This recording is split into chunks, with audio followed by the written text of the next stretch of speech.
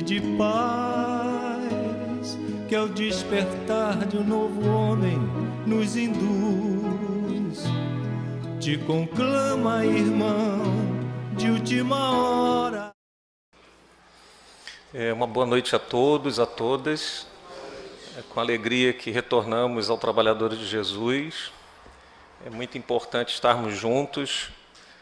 Eu, durante essa semana, disse que Ismael deve ter recebido, até porque a tecnologia lá é mais avançada, muito e-mail, Twitter, WhatsApp. Ou a orelha dele ficou muito quente, porque nós espíritas, e aí os amigos católicos, Nossa Senhora Aparecida, todos os anjos, porque acho que o esforço coletivo nosso de doação de fluidos e a certeza, né, nós espíritas, o pedido era que durante essa semana pudéssemos em desdobramento, cada um no particular com o seu orientador espiritual, recebesse orientações, já que está em nossas mãos. Já foi tempo de achar que a solução dos problemas complexos do país, essa solução está nas mãos de uma única pessoa. Não é verdade. A doutrina nos aponta, no campo da sociologia espírita, que a responsabilidade de todas as desgraças que ainda imperam no planeta, ou das felicidades já construídas do sorriso de uma criança numa creche, onde ele é bem atendido, bem assistido, bem alimentado, bem protegido, tudo isso é fruto ainda do humano se fazendo no mundo, porque a vida espiritual está no campo das ideias e dos sentimentos, mas a nossa condição ainda de planeta, em transição de provas e expiações para de regeneração, exige ainda muito de nós. Alguns espíritas imaginam que a transição a gente vai estar vivendo num paraíso, quando a espiritualidade nos fala que há muito por fazer. No campo da vibração, do pensamento positivo, na produção de fluidos elevados, fora da massa que muitas vezes vibra no ódio, vibra na vingança. Então, o nosso compromisso como cristão, e aí eu mencionei os católicos, mas existem tantas outras categorias de irmãos nossos dentro do cristianismo, que necessitamos dar a nossa contribuição no campo mental, sim, no campo emocional, sim, mas também na ação. E o tema de hoje ele está muito relacionado às feridas abertas das nossas almas. E aí, para introduzir, eu imaginei quando nós temos uma dor aguda no abdômen e a gente dá entrada numa emergência e o médico de plantão, com a sua capacidade, com seus estudos, com a sua técnica, com os seus auxiliares, com as suas ferramentas, ele consegue nos levar de imediato para um centro cirúrgico, porque realmente assim havia necessidade, por identificar que o problema era grave. Alguma ruptura de órgão, e aí eu não sou da área médica, mas a gente pode imaginar a decisão de um médico. Então, na verdade, ele vai ter o cuidado de nos anestesiar para que a dor seja estancada, e ainda que a intervenção seja uma cirurgia de emergência, de 4, 5 horas que seja, mas o pós-operatório nós vamos estar aliviados, claro que necessitando dos cuidados naturais. O tema que nós vamos trazer hoje é um pouco isso. É trazer vocês para esse salão, mais os desencarnados, que a gente tem tido notícias nas reuniões mediúnicas, e que há centenas de espíritos que ainda estão no processo de preparação para o mergulho na carne, são trazidos para as reuniões espíritas, para complementação das orientações que recebem no mundo espiritual. Então, nós não estamos sozinhos nessa sala. Há centenas de jovens que desencarnaram ou por overdose, ou meninas que desencarnaram nas mesas de aborto, ou jovens por imprudência no trânsito com as suas motos velozes desencarnaram, e que muitas vezes, trazendo a alma com essa dor, na analogia com o que eu coloquei anteriormente, eles necessitam de algumas cirurgias, sim, mas aí já no campo espiritual. E nós, encarnados, vamos nos anestesiando num processo de estar encarnado, não ouvindo a consciência profunda, por conta de uma cisão que a gente fez com o divino. A gente vai tratar um pouco disso. Para a gente chegar na profundidade de entendimento do egoísmo e o quanto que ele dói em nós e dói no coletivo, a gente vai precisar, talvez, nesse momento, sem anestesia, e aí eu não estou na condição da pessoa mais qualificada para não fazer doer em vocês ou nos desencarnados que vão nos ouvir. Porque não é o Evaldo que está trazendo as mensagens que vão doer. É o Allan Kardec, é o André Luiz, é o Leon Denis e a Joana de Ângeles, num recorte que eu fiz para esse estudo da noite. E, em determinado momento, algumas frases, que às vezes a gente pega o livro e lê, elas passam, porque nós estamos anestesiados pelas pressas, pela sede do ter, pelas preocupações das agendas lotadas, mas nesse momento em que nós estamos nessa vibração produzida pela música, pela vibração produzida pelos espíritos que nos amam, porque nós também estamos sempre amparados por aqueles que nos amam, então há um processo de ressonância mais profunda e isso pode doer em nós. Mas aí o que a gente pode afirmar nesse começo de conversa é que o grande médico, o terapeuta maior da Terra, não nos abandona. Então, ainda que doa a gente abrir o Evangelho e estudar sobre egoísmo, e isso possa, de alguma forma, ferir porque vai mexer com o nosso orgulho, que a gente não se esqueça de que os curativos espirituais, né, as vibrações amorosas do Cristo vão nos socorrer para a melhor tomada de decisão, para uma cura definitiva, para a autocura. Porque não há mais como a gente ficar encarnado na Terra buscando os paliativos de que alguém que nos dê um passe e recorra, né, a recursos da espiritualidade e resolva o imediato, como eu dou entrada num pronto-socorro, tomo um analgésico, mas eu não cuido em profundidade do problema que me afeta no físico. A proposta da doutrina espírita é justamente que a gente se olhe muito profundamente ao autoconhecimento, para a partir daí, com todos esses auxiliares à nossa disposição, nós possamos tomar uma decisão. Isso é escolha. É a liberdade que nós temos de que escolha queremos fazer com a nossa vida, com o tempo que temos, mais 80 anos, mais 70, mais 60, nesta encarnação. Então, o tema egoísmo, nós fomos encontrar em André Luiz, em Cartas do Coração, eu trago um trecho da mensagem, né? Em todos os lances da evolução, seremos defrontados pelo egoísmo a entravar-nos o passo. É sombra em nosso sentimento em forma de vaidade e tóxico em nosso raciocínio na feição de orgulho. André Luiz nos definindo egoísmo. É sombra, é veneno em nosso coração sob a máscara do crime e fogo em nossa alma sob a carga agressiva da revolta. É incêndio em nosso peito sob a tempestade da cólera e gelo em nossas mãos sob a inércia da preguiça.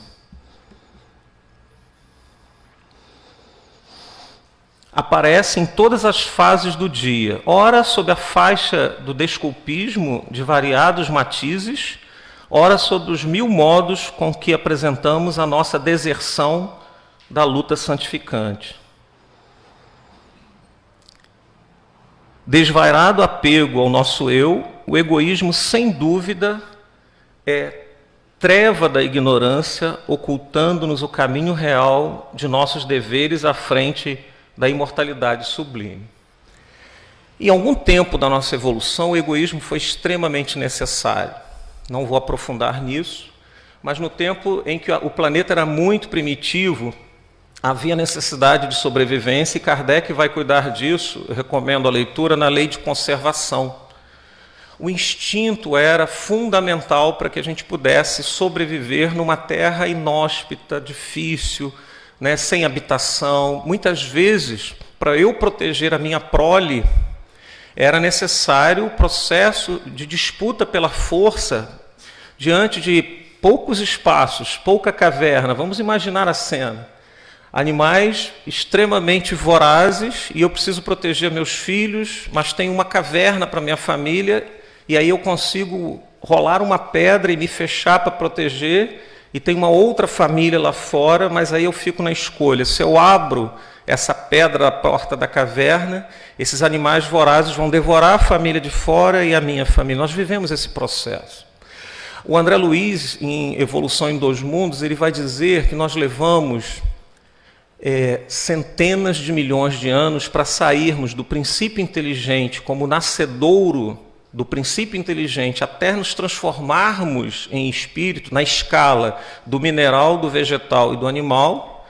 E quando a gente vai viver as experiências de grande instinto no reino animal até tomarmos a consciência, e aí sim termos a consciência do divino em nós, nos tornarmos espírito e não mais princípio inteligente, esse ciclo de milhões de anos, segundo André Luiz, eles são fundamentais para os mecanismos de vida que nós temos agora, né, à nossa disposição, para que esse corpo que evoluiu sirva como um instrumento ainda de busca da luz. Então, se o instinto, em algum momento, e o egoísmo, ele fez com que no processo nós fôssemos sobrevivendo e vivendo, mas chegou em determinado momento que de só olhar para a minha família, diante de um problema de escassez de alimentos, aí vem os nômades, a gente vai perceber que de repente o problema era tão grande que eu me juntar a uma outra família e formar um clã, uma tribo, a gente vai chegar ao processo civilizatório atual das grandes nações, 200 e tantos países, em que a gente vê um processo psicológico em evolução, quando a guerra, que para alguns é defendida como representando esse atavismo da animalidade, quando já há espíritos governando nações que já não defendem mais a guerra, percebem? Então a gente vê que os espíritos ainda estão num grande conflito entre aquilo que nos aproxima da origem ou aquilo que precisamos construir em nós para nos ligar à destinação, ao telefinalismo da vida, que é a perfeição. Então a gente está em trânsito, nós somos espíritos, filhos de Deus, imortais, num processo muito longo para trás, e que trazemos em nós muitos apelos à animalidade, muitas vezes o reagir, mesmo sendo cristão, mesmo sendo espírita, ele vem tão forte em que eu vou reagir para defender o meu território, o meu interesse, as minhas coisas, passando por cima das pessoas. Essa é a natureza humana, da forma como nós nos apresentamos. Mas é assim que queremos ser? É assim que seremos para sempre? Não, porque nós já temos o conhecimento que dá o farol para iluminar o caminho.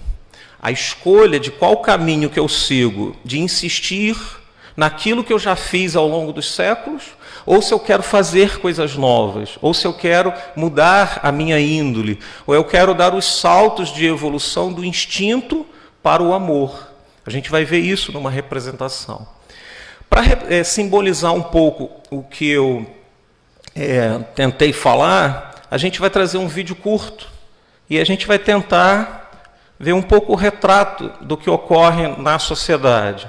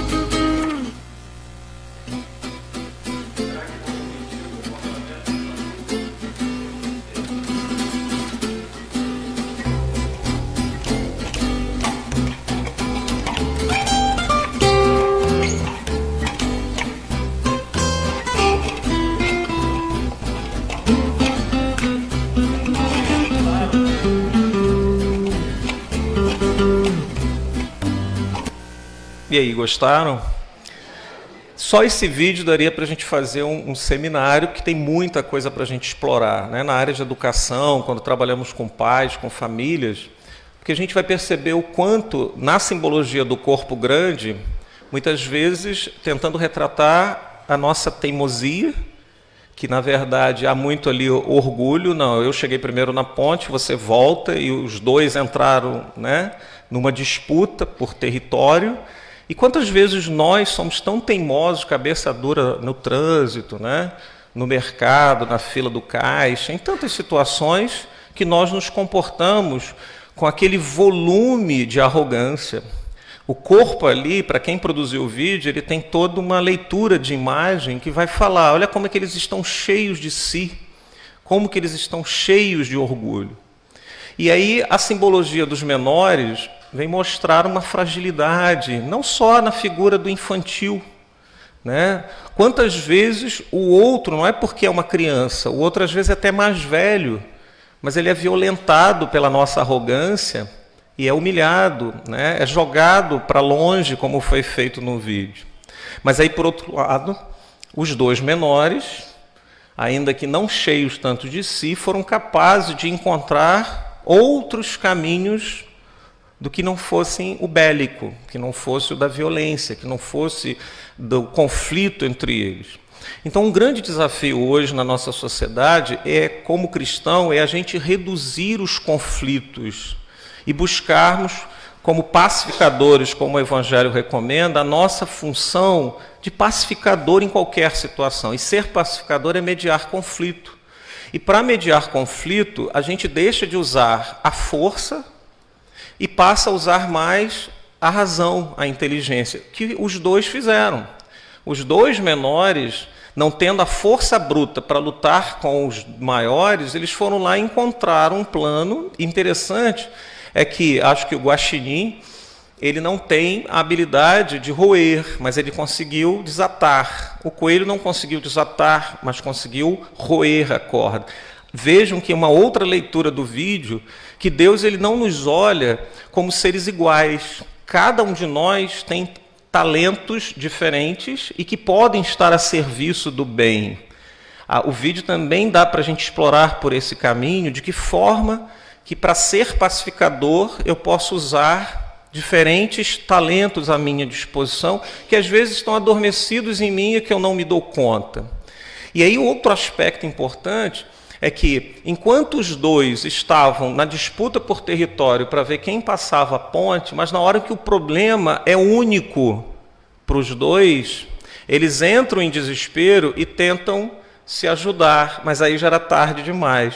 Muitos de nós, a gente tem notícias em mesas mediúnicas, né? Os médiuns que estão presentes podem confirmar isso, mas a própria literatura espírita.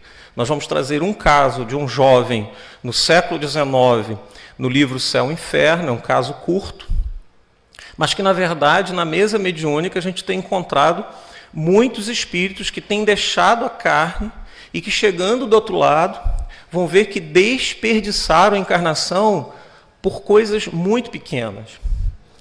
Querelas entre esposo e esposa, disputas com os irmãos, disputa com os pais, que deixaram de ser felizes porque se agarraram, ancoraram o barco da vida em oceanos de disputas por coisa que não é nada.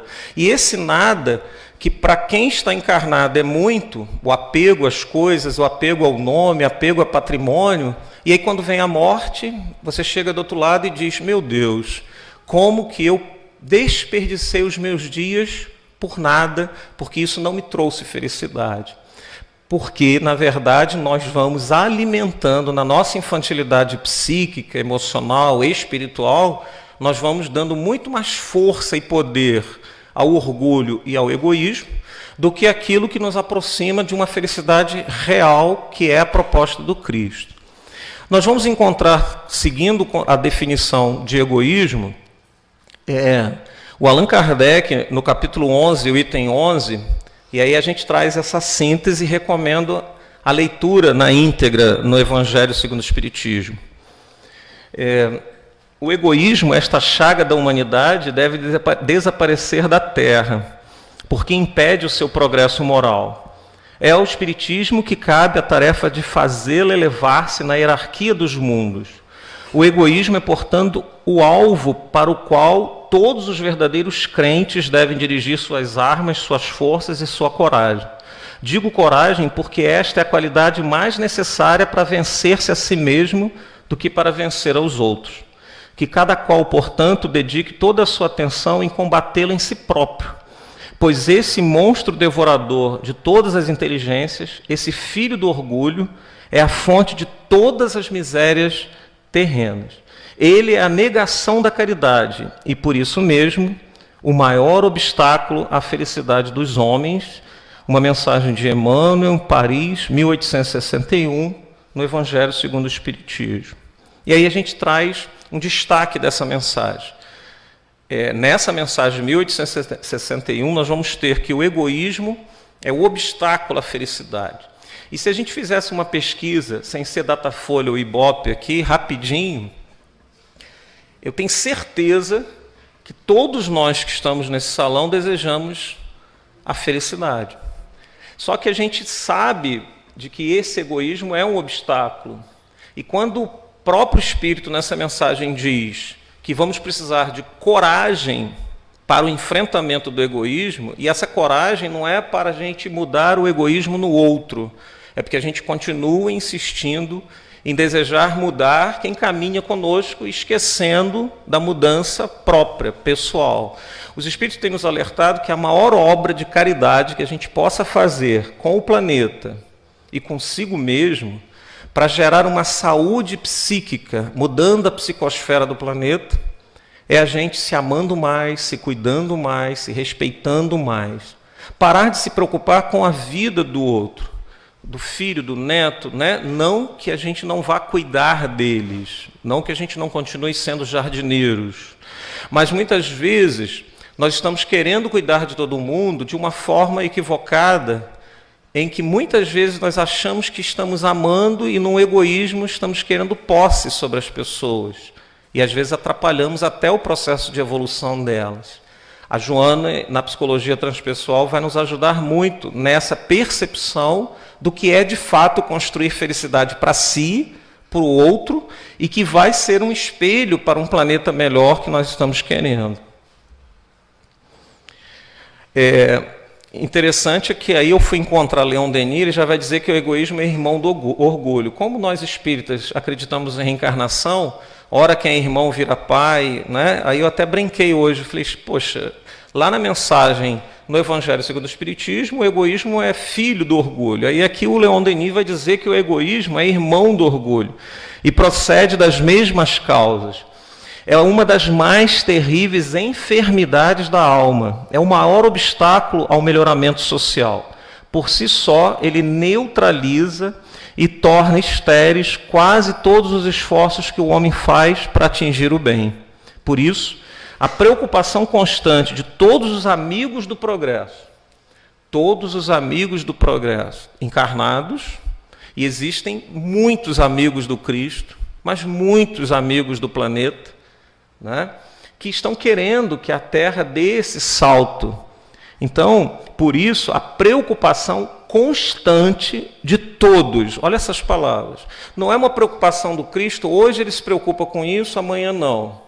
Alguns espíritos, né, como Ismael, Chico, Bezerra, se preocupam e aí, não, amanhã deixa de se preocupar com isso. Eu vou repetir a frase. Por isso, a preocupação constante de todos os amigos do progresso, de todos os servidores da justiça, deve ser a de combatê-lo. E aí eu preciso pensar num processo de pertencimento e identificação com essa mensagem para eu me incluir como amigo do progresso. Eu faço parte desse grande exército do Cristo, exército no sentido de arrebatamento de pessoas que querem o bem, ou se, na verdade, eu venho, olho a mensagem do Evangelho, mas ela ainda não me atinge, ela não diz nada, ela não reverbera em mim. Ou se eu me incluo como amigo de um progresso, de uma terra que eu quero com menos injustiça, com quase 1 bilhão de pessoas com fome ainda na terra, né? Nós temos ainda muitas pessoas sem o conhecimento por conta de não acesso à escola, à leitura. Nós vivemos ainda no século XXI problemas graves que se arrastam por conta do egoísmo. O egoísmo é a persistência em nós desse individualismo feroz que caracteriza o animal, como vestígio do estado de inferioridade pelo qual todos já passamos. Eu faço referência àquilo que eu comentei. E aí, como nós espíritas somos levados a ler não só literatura espírita, eu trago um filósofo francês, o Jean Lyotard. Ele, num livro de 1979, o livro A Condição Humana na Pós-Modernidade, ele vai fazer um estudo sobre o impacto da revolução da microeletrônica na vida das pessoas. Pasmem vocês que em 79 ele faz um correlato social e na descrição dele, em 79, século passado, ele vai falar o que está acontecendo hoje. Em síntese, ele afirmava em 79 que com o avanço da tecnologia, nós iríamos descartar as pessoas como descartamos os objetos. As relações afetivas de amizade, de casamento, o outro passaria a ter apenas um valor de uso. Você o quer na sua vida enquanto ele não te causa problemas. Nós estamos vendo isso com as famílias que jogam os seus idosos em depósitos e sem acompanhamento. O tempo que eu tive com a nossa mãe internada, eu e a minha irmã nos revezávamos no Rio na década passada, e o quarto dela era duplo. Na outra cama tinha uma senhora muito rica, filha de juiz, filha de promotor e de mais uma pessoa. E eles podiam pagar alguém. Então tinha alguém de 7 da manhã às 7 da noite e de 7 da noite às 7 da manhã, de domingo a domingo. Mas os olhos dela, quando chegava o domingo à tarde, em que todos os outros recebiam visitas, porque ela tinha os cuidados no sentido de alguém que era paga para trocar a fralda, para dar o banho, para dar a sopa. Mas o que ela esperava, e muitas vezes em lágrimas, na hora que a gente fazia a leitura do Evangelho junto com a nossa mãe, ela confidenciava o quão foi difícil para ela fazer com que aqueles filhos se tornassem juízes, promotores, o quanto que ela se dedicou para que eles chegassem àquele ponto. E hoje ela estava lá, com seus 82 anos, me recordo muito bem da fisionomia dela, e eram noites de lágrimas, porque passava uma semana, e aí eu voltava para o meu plantão, que eu revezava com a minha irmã, e aí eu perguntava para as meninas contratadas, os filhos vieram? E elas abaixavam a cabeça, mais uma vez eles não vieram. Então a gente está vivendo, a gente poderia também dar os exemplos. Eu lembro de Divaldo, numa palestra, quando ele ficou hospedado numa casa de pessoas que o acolheram numa cidade nos Estados Unidos, quando ele estava em turnê fazendo palestras, e isso já tem um tempo, acho que mais de 10 anos, em que eram 3 filhos, um grande empresário, um L ponto no pátio, era uma mansão, e cada filho tinha, né, o seu videocassete, a sua televisão em cada quarto, e ninguém se via, porque esse pai não tinha tempo para eles. E aí, quando Divaldo, no café da manhã, com o casal, sem a presença dos filhos, diz assim, os meninos eram de 12, 14, se não me falha a memória, e um mais avançado. O teu menino de 14 anos já está usando drogas. E o pai não estava sabendo. O Divaldo, com uma pernoite, percebeu, claro que com a ajuda da espiritualidade, o que se passava. Então, na verdade, E aí a gente poderia trazer várias situações de o quão nós depositamos nossas energias mentais, nosso tempo, nossa força psíquica para criar, para fazer, mas para ter e não para ser. E esse afã de ter, nós nos perdemos nessa sociedade altamente em que as pessoas passaram a ser descartáveis. E o Otto Lara Rezende, num texto de 1992, da Folha de São Paulo, e aí ele vai dizer que o perigo é quando a indiferença se instala no coração das pessoas. Então nós estamos vivendo tempos áridos, onde o outro passa desapercebido. As pessoas não têm mais tempo para a historicidade quando alguém começa a contar as suas histórias. É tudo tão veloz porque o WhatsApp te obriga a isso. Uma outra situação, eu estava com a família e tem um combinado, né? Minha filha tem 17 anos, tem um namorado na mesma idade, e a esposa, nós viemos a Cabo Frio para uma refeição de família, e nós fizemos o pedido. E a mesa ao lado tinham 6 pessoas. A nossa refeição não tinha chegado. E chegou para a mesa ao lado uma senhora, que se poderia imaginar que seria a tia ou a avó, um casal, né, e mais 3 numa fase de jovens e adolescentes. Os 6 com o celular. E ninguém se falava. A comida chegou, aquele barulhinho, eu já estou fazendo, sem fazer merchandising de onde que é, foi esfriando na pedra, e ninguém parava para comer, porque a tecnologia ela nos fez ficar próximos de quem está longe e nos distanciou de quem está muito perto, porque a gente já não enxerga mais, já não sente mais. E quando a gente vai escutar os jovens, nós que trabalhamos com educação, muitos deles, eles dizem que a necessidade de atenção, de olhar, de abraço dos pais. Ontem nós participamos de um projeto, a manhã inteira em Araruama, a escola que a minha filha estuda. E cada jovem adotou uma criança de uma escola municipal para passar, não só para levar o presente, foi um projeto interessante.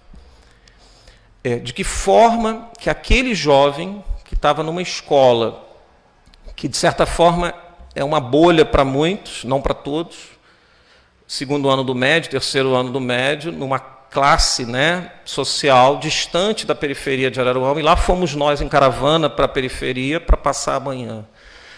Foi de uma emoção, porque vários jovens que não tinham contato, diferentemente da filha, por conta do trabalho social do grupo espírita que a gente faz, né, mas a gente percebia que vários jovens, 15, 16, 17 anos, depois do momento da peça, das músicas, da troca, cada jovem ficou com uma criança a manhã inteira, acompanhando no pula-pula, servindo o lanche, foi muito lindo. Aí quando deu meio-dia, no momento deles irem ao encontro para entregar o presente, a gente encontrou jovens enormes do pré-universitário, mas chorando. E eles diziam assim, eu nunca tive essa experiência. Quer dizer, na verdade, a família vinha dando a melhor escola, o melhor ensino, mas ele nunca tinha tido contato com um menino de uma escola municipal, de um bairro da periferia de Araruama, mas foi de uma emoção maravilhosa. Então vejam que existem laboratórios possíveis do amor para a gente fazer frente a uma sociedade, aí também os outros teóricos vêm nos falar, de que a racionalidade do século XX não deu conta da totalidade humana. Essa totalidade que a Joana de Ângeles, com a série da psicologia transpessoal, vem tentando nos alertar que nós não somos só um cérebro que tem que conhecer espiritismo. Nós somos muito mais do que alguém que precisa aprender sobre as leis da vida, mas nós precisamos mergulhar como aprendizes num laboratório vivo do amor, na definição de Cecília Rocha, vice-presidente da Federação Espírita Brasileira, em 95, num congresso espírita em Curitiba, quando ela definiu: a casa espírita precisa ser um constante laboratório de vivência do amor. Só encher o cérebro de conhecimento do espiritismo não é o suficiente para o momento de doença que nós estamos vivendo. Então, o egoísmo é a persistência em nós desse individualismo feroz que caracteriza o animal, como vestígio do estado de inferioridade pelo qual todos nós já passamos. Em um outro texto que eu recomendo a leitura, é um texto de 2010, da Joana de Ângeles, e eu não trago o texto todo, é o tormento do egoísmo. Esse texto ele é de uma riqueza que exige leituras e releituras. Desde o momento da fissão do self com o ego, que o eixo do equilíbrio ficou fragmentado. Eu não vou aprofundar no que ela traz no conceito de ego e de self, mas, em síntese, o ego é o quanto que nós nos tornamos de semideuses. Na hora em que a gente desenvolveu tanta técnica, tanta tecnologia, tanto conhecimento, nós matamos Deus. Para quem estuda um pouco filosofia, vai perceber que pós-Segunda Guerra Mundial, um movimento filosófico na Europa e que acabou atingindo todo o planeta, ele cresceu dando voz ao niilismo, ni, caos, ismo, nada. Um jovem que era tratado nas universidades europeias por um professor que pensava que o nada estava a qualquer momento perto, olha, a bomba caiu em Hiroshima e Nagasaki. Isso, imagine um jovem nos anos 50 estudando numa universidade dessa com um pensamento extremamente materialista, olha, viva o agora, porque o amanhã é incerto. Então, na verdade, o movimento hippie, de apenas gozar o presente, sem nenhuma consequência para o vir a ser, que é a grande proposta do cristianismo, a certeza do vir a ser, e o niilismo matava o vir a ser, e os filósofos fizeram os jovens acreditarem nos anos 50, nos anos 60, e isso cresceu de tal forma que exacerbou o individualismo no mundo. O materialismo, o consumismo, a forma de dizer você é feliz tendo, você é feliz consumindo, e que também, em estudo mais aprofundado, os espíritos vêm nos dizer, e também a gente ouve as palestras, né, do Divaldo e de outros, em que esse exagero do consumismo, onde o indivíduo deposita toda a felicidade em ter coisas, quando ele tem, ele continua insatisfeito, porque o vazio dessa fissão, porque o homem se afastou de Deus, é isso que a Joana está querendo dizer aqui, o self é o divino em nós, é o ser completo, é a totalidade em que a gente apenas se reduziu ao ego, ao que eu sei, ao meu nome, ao que eu sou, o nome de família, aquilo que me satisfaz. É muito pequeno dar alimento só para o ego. Então a gente precisa transcender e assumir a condição de espírito para além dessa relação do ter coisas para ser feliz. E os espíritos estão nos alertando que essa sociedade do século XXI, alimentada por um pensamento extremamente materialista, em que tendo coisas você é feliz, na verdade está gerando uma massa que se frustra e não sabe lidar com a frustração, gera depressão e suicídio. E suicídio a gente vai encontrar em obras póstumas, Kardec já nos alertando no século XIX sobre essa onda de suicídio que chegaria. A Kardec está desatualizado? De forma alguma. Quando você pega as mensagens atuais dos espíritos nos alertando que querer ser feliz tendo coisas e não sendo, não amando, gera depressão, gera suicídio. E o Kardec já falava isso em mensagens compiladas em obras póstumas. Para seguir, porque já são 15 para as 8, ou 15 para as 7, dei um susto em vocês, está todo mundo querendo ver o resultado, né? A Joana segue em esse tormento, eu recomendo essa leitura, é só entrar na internet, O Tormento do Egoísmo, texto da Joana de 2010, por Divaldo. A obra de Joana de Anjos, relacionada aos aspectos psicológicos do ser humano, é, como sabemos, no tocante à terminologia, grandemente influenciada pelas ideias de Carl Gustav Jung, né? Aí a gente não vai aprofundar isso. Então, o egoísmo é uma virose perigosa. Todo mundo tem medo de virose. Interessante que às vezes a gente vai no médico, né? Eu elogiei tanto, e não estou falando que todos sejam assim. Mas tem uma tal, às vezes, de quando... Não, o que é? É virose. Mas aí vai passar, né? Então, gripe é virose, a gente sabe que tem muitas viroses. Mas essa virose aqui é muito perigosa. Olha o que ele tem como afirmação. O egoísmo é virose perigosa que ataca a sociedade contemporânea, qual ocorreu em todas as épocas da história da humanidade. Combatido pela ética e pela moral, tem sido motivo de cuidados especiais por todas as doutrinas religiosas, especialmente pelo cristianismo, que nele encontra um perverso adversário da solidariedade, do amor e da lídima caridade.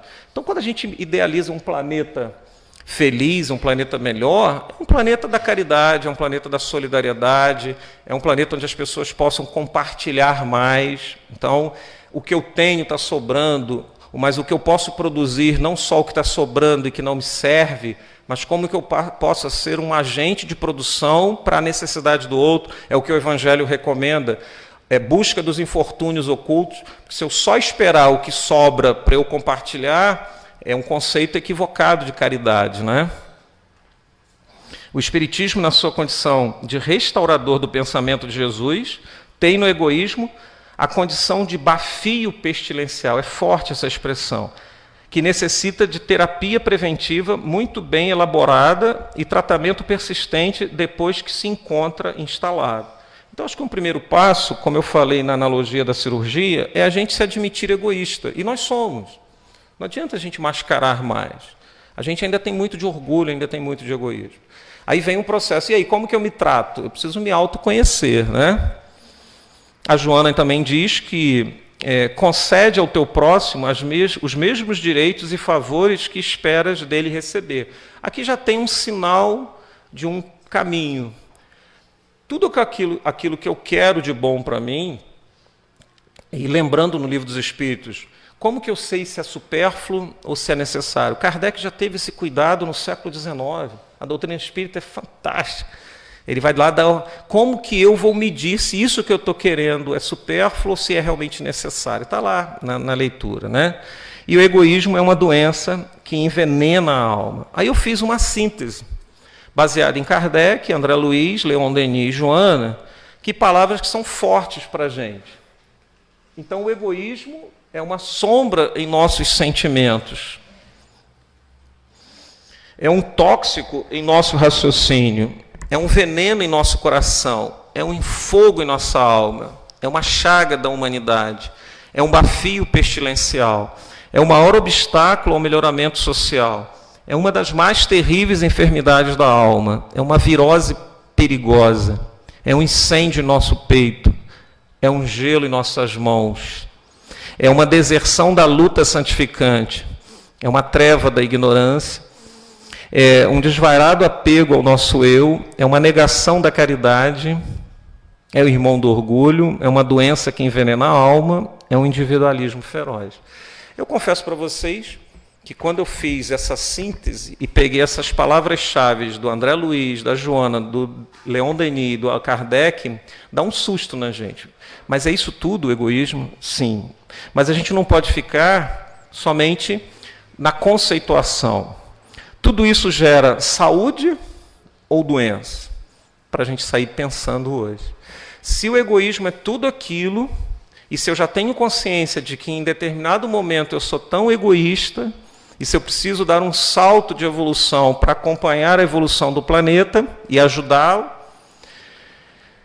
eu preciso também tomar consciência de que toda vez que eu, de forma muito exacerbada, penso só em mim, eu estou gerando mais doença, tanto física, mental, emocional, psicológica e espiritual. Há pesquisas em universidades pelo mundo afora provando, comparando grupos em que extremamente não solidários com grupos solidários que dedicam horas por semana a cuidarem de portadores de doença do câncer, de crianças em creche e tal, em que vão apresentar no físico altas melhoras. Eu lembro de uma pesquisa de uma universidade americana com senhores e senhoras de 50, 70 anos e 2.500 pessoas, sendo que 1.250 ficaram com o grupo de controle, não quiseram mudar o padrão de vida. 3 casas, carro, passeio para a serra, isso nos Estados Unidos, uma universidade americana. E o outro grupo não, aceitou as outras 1.250 pessoas, 8 horas por semana, conforme elas desejassem, se dedicar ao próximo. Passado 10 anos da pesquisa, a conclusão da universidade é que fazer o bem faz bem a quem faz o bem.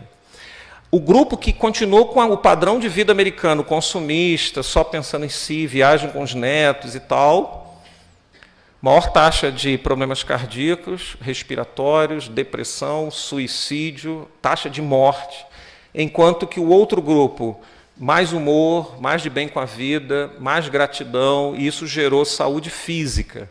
Essa pesquisa também trabalhou com jovens, medindo taxa de imunoglobina A, com jovens que associavam a mente e as emoções a filmes de guerra, e depois eles foram levados a uma sessão de filme com a Madre Teresa de Calcutá, fazendo caridade. Todos tiveram a taxa de imunoglobina que está associada diretamente à questão imunológica, e que todos apresentaram a taxa. Foram para o filme, não falaram nada. Música e imagens de caridade da Madre Teresa de Calcutá. Voltaram para o laboratório, todos eles apresentaram em 1 hora de exposição da mente e dos sentimentos a algo bom, a taxa de imunoglobina se elevou. Então, quando nós somos egoístas, ficamos no nosso sofá, achando que nós somos a maior vítima do mundo, que eu não tenho nada para oferecer para as pessoas, que o meu problema é o maior e mergulho numa depressão, eu estou produzindo doença física, mental, emocional, psicológica e espiritual para mim, vai afetar minha família, os amigos, e daqui a pouco eu estou afetando o coletivo. Então é uma escolha eu querer ser saudável e romper com esse egoísmo de viver numa bolha, ou eu faço um caminho mais no sentido do outro. Eu não perguntei, eu preciso encerrar às 19 mesmo, não é isso? Por causa da gravação. Então eu tenho 5 minutos, eu vou só passar os slides do que eu já tinha comentado. Instinto, emoção e sentimento, a gente não pode ficar para sempre nos instintos.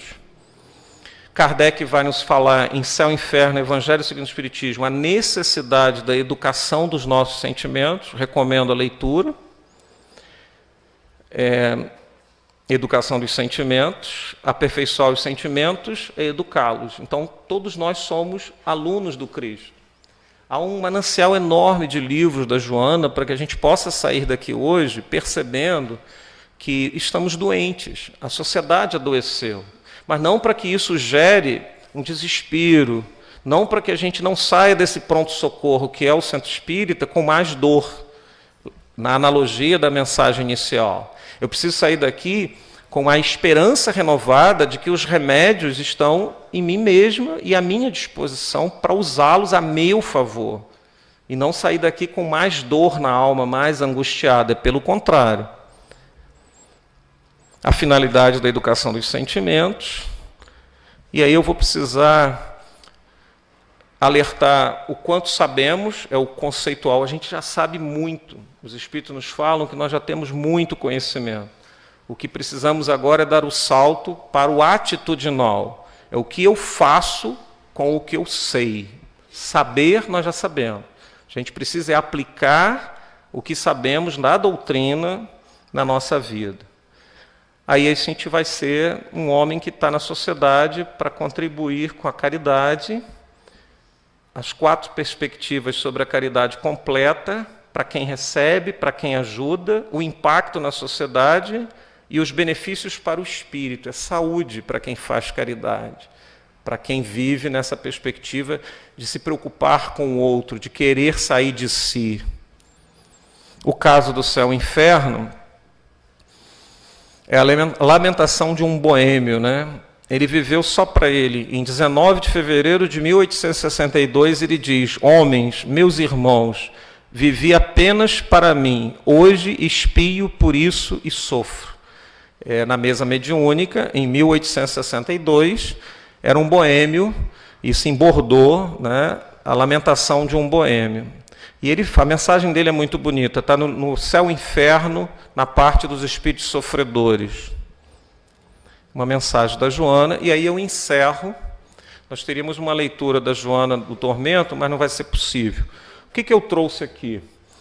Estava buscando uma música para encerrar esse momento, porque esse momento, gente, como o Chico fala, tudo passa, esse momento também vai passar.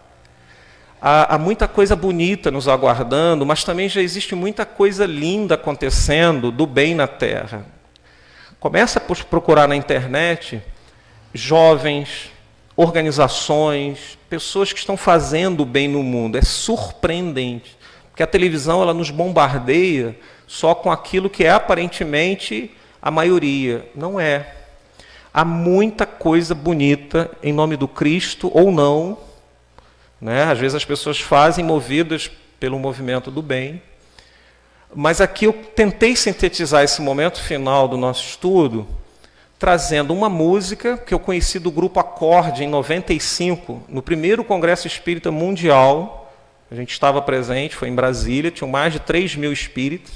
E a gente conheceu o Grupo Acorde do Nordeste, vocês vão ver pelo sotaque.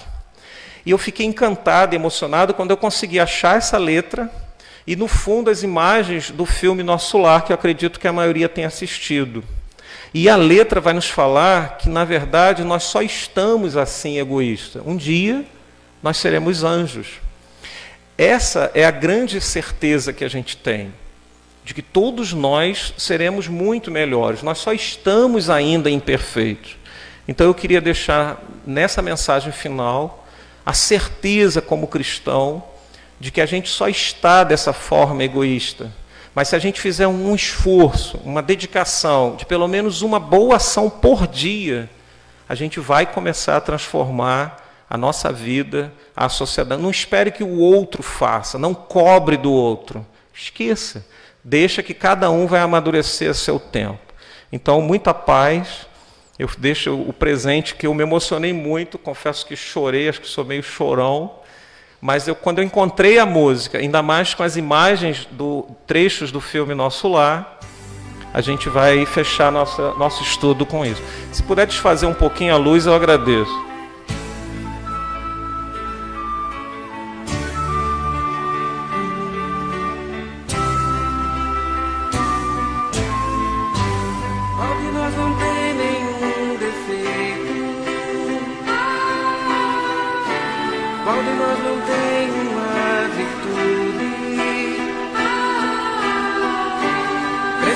Só achar um jeito e suavizar o lado ruim. Vamos ajudar-nos mutuamente e somar as nossas qualidades para fazer um mundo diferente. Tirar a força da maldade. Um dia todos nós seremos anjos. Vamos trabalhar e acreditar. E no futuro nós seremos anjos. Num planeta onde o amor, unicamente o amor,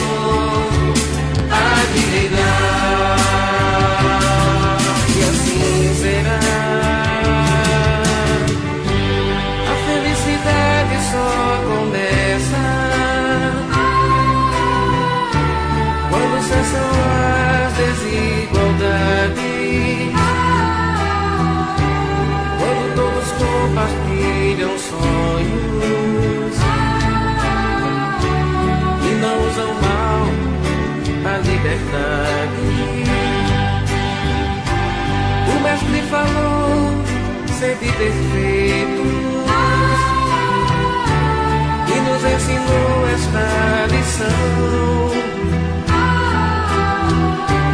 que somente o amor será eterno.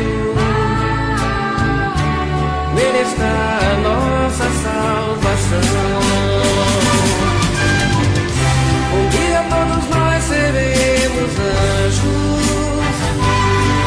Vamos trabalhar e acreditar. E nós seremos anjos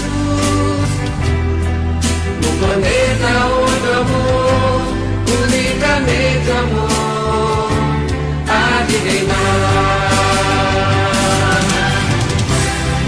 Todos nós seremos anjos. Vamos trabalhar